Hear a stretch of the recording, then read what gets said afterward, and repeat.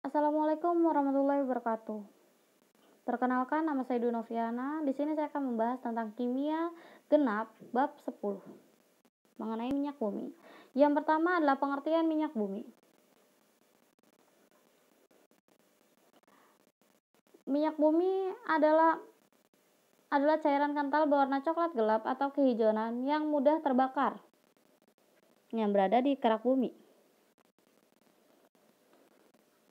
Ilmu yang mempelajari tentang minyak bumi. Yang pertama, ilmu geologi yang mempelajari komposisi struktur bumi, dan geofisika, ilmu yang mempelajari kondisi di bawah permukaan bumi. Teori pembentukan minyak bumi. Yang pertama, teori organik dan dua teori anorganik. Organik adalah yang berasal dari tumbuhan, dan anorganik yang dibuat oleh manusia atau tidak berdasarkan organisme pada tumbuhan. Selanjutnya, teori ini dikemukakan oleh Bud Hellock tahun 1886 yang menyatakan minyak bumi dalam suhu yang tinggi.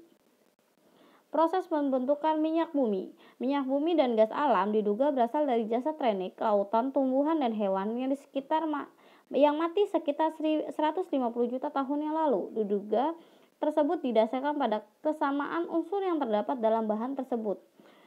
Proses pembentukan minyak bumi dan gas ini membutuhkan waktu yang sangat lama, bahkan sepanjang umur kita pun belum tentu cukup untuk membuat minyak bumi atau gas.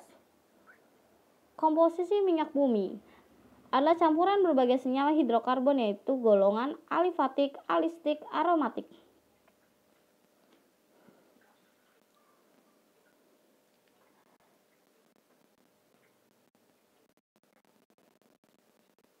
Berikut tabelnya. Komponennya gas, bensin, korosif, solar, minyak, dan residu. Pengolahan minyak bumi. Yang proses penyulingan minyak bumi. Yang pertama, konversi, pengolahan, dan formulasi ditambah campuran.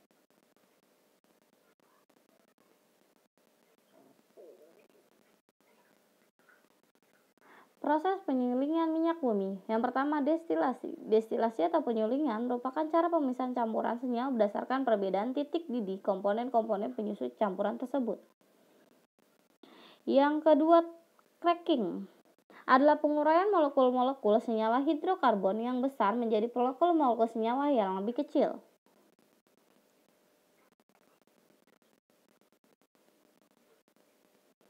Contohnya, pengubahan minyak solar atau minyak tanah menjadi bensin. Yang ketiga, reforming adalah pengubahan bentuk molekul bensin yang bermutu kurang baik menjadi bermutu baik. Yang keempat, polimerisasi adalah proses penggabungan molekul-molekul kecil menjadi molekul besar, misalkan penggabungan senyawa isotop dengan senyawa ibotana yang menghasilkan bensin berkualitas tinggi, yaitu isotana. Tracking, proses pemurnian minyak bumi dengan cara menghilangkan pengotor-pengotornya.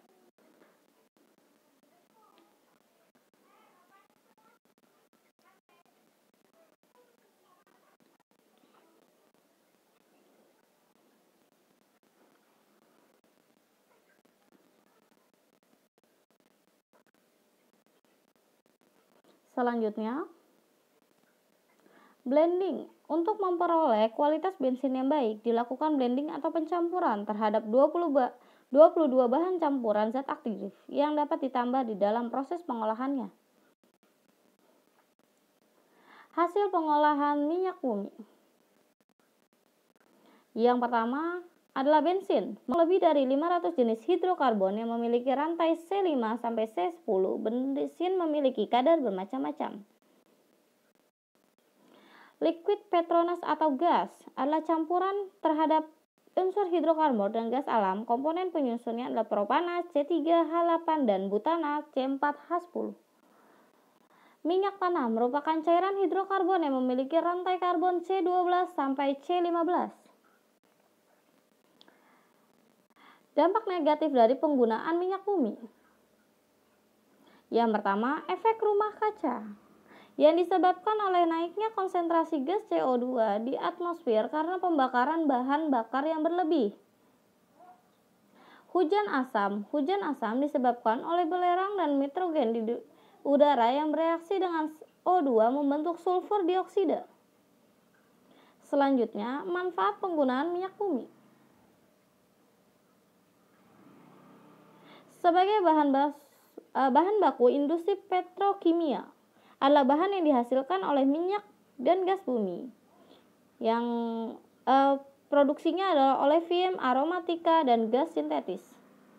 Sebagai bahan bakar, produk minyak bumi sebagai bahan bakar di Pertamina contohnya.